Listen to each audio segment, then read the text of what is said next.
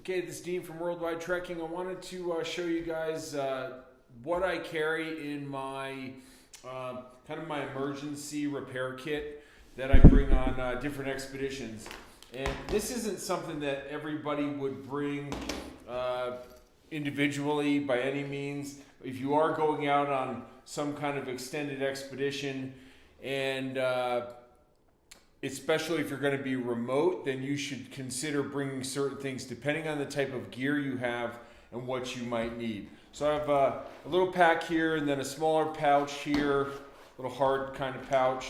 And in there I have a bunch of supplies. So what is in here? I have a Swiss Army knife. It's a regular Swiss Army knife.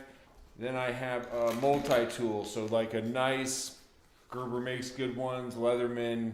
This one's made by Winchester, but you know, good set of pliers on there and all the other stuff that goes along with that. Another thing that's really useful a lot of times is waxed dental floss and large needles. Not too large that it's hard to put them through fabric, but if you have to, say, sew a tent, sew a piece of your backpack,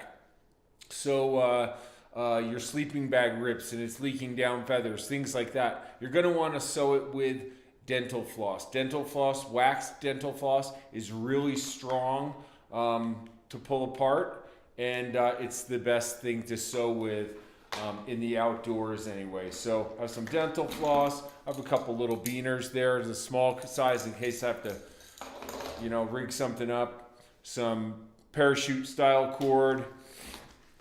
I've got a few extra batteries and a lighter that's wrapped in plastic so it's dry. I also, mine have one of these cigar type lighters that, hard to see on there, but burns pretty good. It's good for burning rope if you have to cut rope. Couple little things of duct tape. These are just small ones, but we all know duct tape is a very useful thing. Then I also take a regular size duct tape, and here I've, you can use a pencil. I've cut a toothbrush handle off and just wrap the duct tape around there so you're not taking a massive roll.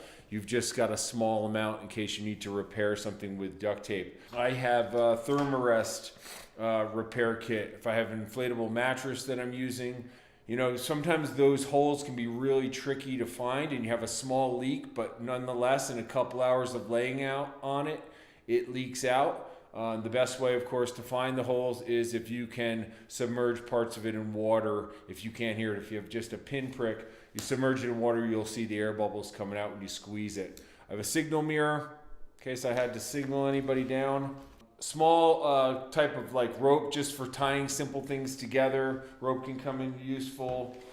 Baling wire. This is just wire that I could wrap around something and make very tight with the pliers, and then snip it off to maybe something breaks apart and I can put it back together. I do have a saw. I take this out depending on what I'm doing, but I could cut, this is a Gerber saw. It's a pull saw, so I could cut tree branches if I needed to or something. This is actually in here for my winter skiing expeditions where I have very small screws and a little screwdriver in case my skins come off and I need to put a screw in there so once they come off and my climbing skins get frozen underneath and they won't stick to my skis anymore.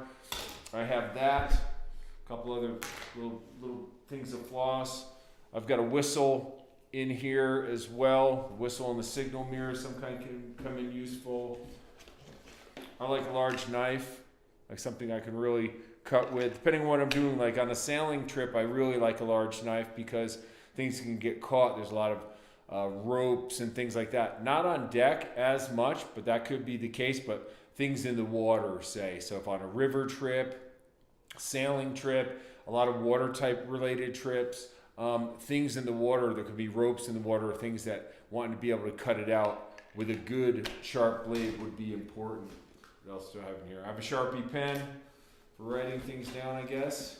Some seam seal, just a regular seam seal. This kind of seam seal is something that always, once you open it and you've broken the original seal, and even if you haven't broke the original seal and it gets old, you want to make sure that it hasn't hardened.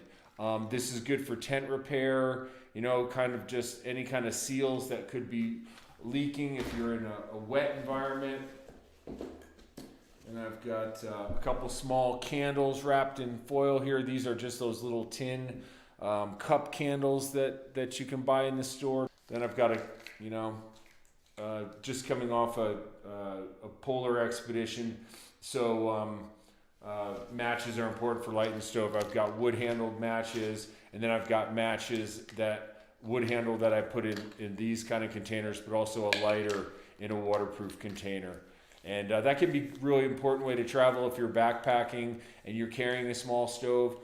Putting your lighter in a really good sealed plastic container like this will prevent, hopefully, your lighter from becoming wet and not being able to use it. So just a few things in the repair kit, and it's good to be able to repair your gear if you get on an expedition or any kind of trail or outdoor multi-day adventure. I'd say this is not something that anybody that comes on one of the worldwide trekking trips needs to worry about. Some little things like dental floss and needles can be helpful in certain situations, but depending on the expedition is going to depend on the things that you need to repair. I think lightly traveling with the minimal amount of things that you need to carry are going to help you enjoy your trip more. This is more of an expedition-sized repair kit for solo travel or small group travel in very remote areas.